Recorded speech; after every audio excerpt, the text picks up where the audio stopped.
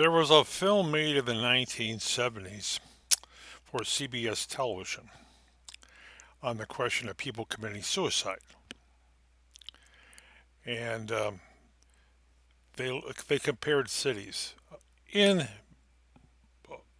New York City, uh, the biggest factor was actors, stage people.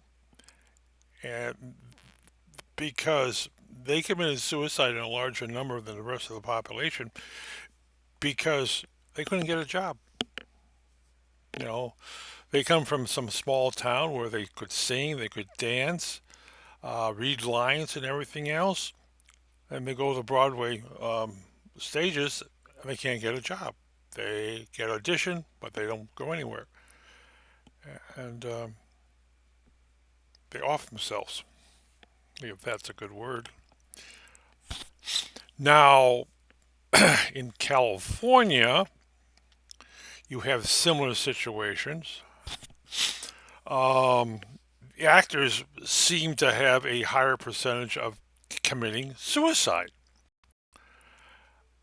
and they didn't understand why they can't get a job. Now, the rest of the population commits suicide, and one of those reasons is they feel overcrowded in California, basically Los Angeles, um, where that shows the highest percentage of suicides. Now, you go to Chicago and talk to the people on the hotlines for suicide prevention hotlines, and it's somewhere between 2 a.m. and maybe 5 a.m. in the morning. They get these people desperate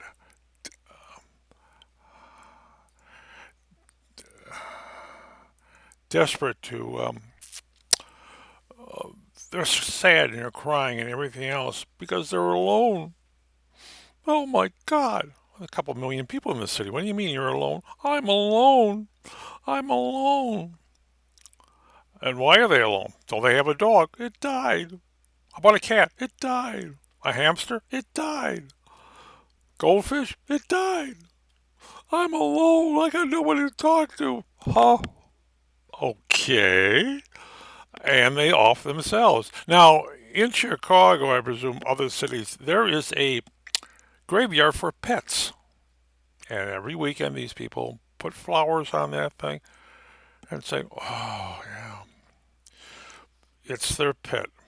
No, it may be more that if their companion, and there's nobody else in the apartment or house, that thing.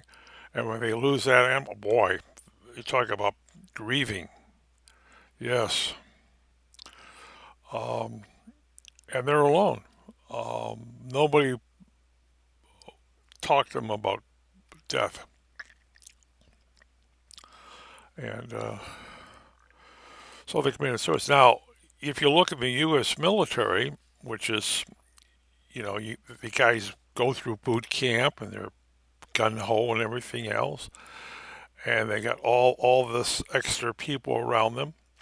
One of the things I was told by a recruiting officer is that one of the things his job is to weed out the people before they sign up.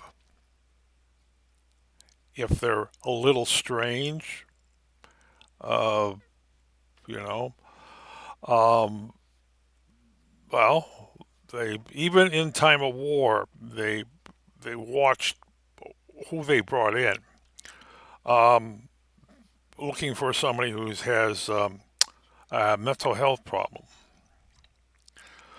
They go into camp, boot camp. What they also do is, depending on um, the volunteers in that, along with the volunteer is a ringer um, who goes into a barracks with the troops. He's the one who's going to get washed out.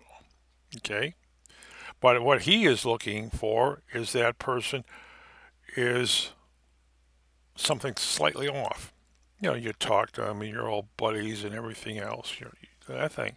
You don't want the guy who might be a little flaky to handle hand grenades, explosives, have access to weapons, because it's been known for people to kill themselves in boot camp. Literally step in front of a truck, literally blow their brains out.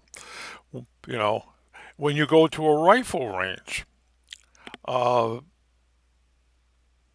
you see all the instructors standing behind the guys. They're looking for the guy who's going to take that gun and stick it in his mouth and pull the trigger, or the guy who's going to throw the hand grenade. They used to have full size big bang hand grenades. Now they're basically full size plastic hand grenades with just a pop in them, bang. Okay. But sure, that's the thing. On the civilian side of the coin, um, psychiatrists are having a field day with people every time there's a depression, recession, like in 2008, people lost their homes. They lost their jobs, they lost their homes, and the livelihood, and the spite of phone calls to the crisis center goes up because I lost my job, I lost my home, I lost all my furniture, I lost my dog, which is a what do you mean you lost your dog? Well, I had to give it up because I couldn't feed it. Do you have any children? Yes. Well, and you gave up a dog for your children? Hmm, you need help. Okay, yeah. Yeah, people in the civilian population, they like in the military. Well, did I say the civilian population is 13% suicidal? And in the military, it's 35%. And the military, they ask, why do these people, what's wrong? Sometimes they are instructors. They see one of their recruits commit suicide in front of them. That gets really hard. Um, they said, 10% of the people that go in, come back from the war zone are likely to commit suicide. Those with PTSDs, because they've looked at past wars. Yet, 10% are going to commit suicide. Yet, how about the other 25% in the military who commit suicide? Well, why? That's like one of the questions. And the civilians say, why does some kid commit suicide? Um, he's going to fail in class, or he's going to fail a grade. Um, he had all A's when he was in grade school and goes to high school and he's going to C's and D's, uh, which is good for me because I was always a C student. I wish. But yeah, the competition uh, is the competition gets rougher in high school, and they lose their girlfriend or boyfriend. Um, Somebody calls them fat or a scarecrow. Students can be extremely bad. Um, the whole series thing, or they're depressed. They're on pills. Pills? Yeah, they're been on. What is it? What metal is they people kids go on, and then they stop taking their drugs and they go, or they're on drugs and they wake up and find out their whole life is over with because they got caught by the police and they're going to jail. That you really look for. That's why there's a TV camera in all the cells, and sometimes looking directly into the cell. That's where you have some guy who or gal will hang themselves. Then, of course, you got those who commit suicide by cop.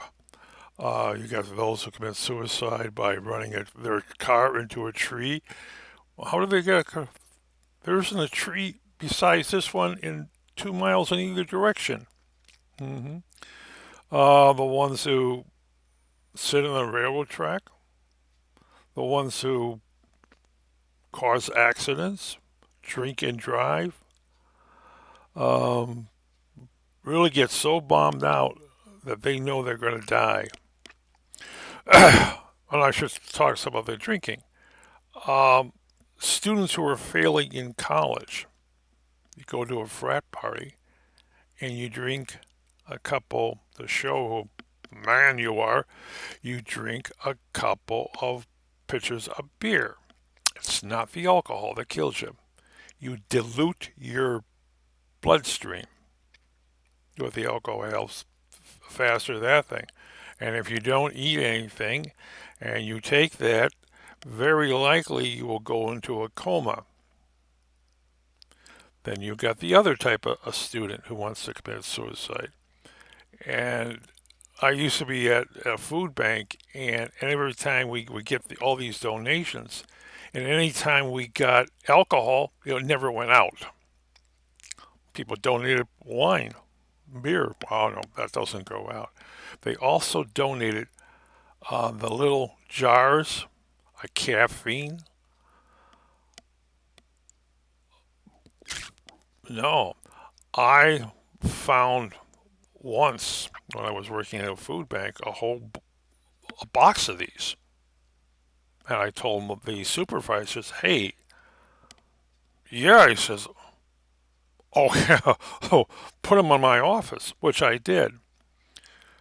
Um, by the time he went home, he says, "Where do those little bottles go to?" "Oh, I put them in your office." "Well, they're not there now." So somebody else in the food bank grabbed those things, and they contained, I think, 4 times the amount of in those little things that's in a cup of coffee. And students get those things, kids get those things, and they down one, and then they down two. I guess really get them high. Some like 3 or 4, their heart stops. Eh, another way to thing. Oh, what happened to alcohol and sleeping pills? The old-fashioned way. And which, of course, you go back to there, and also you have the guys who puts that gun in their mouth because they're depressed or they feel they're depressed right now. They pull the trigger and they take the back of their head and splatter against the wall. I've heard that daughters will hear the bang and go in to see daddy's head splatter on the wall. The wife will do that. I know that's pretty hard. Um, I've heard it.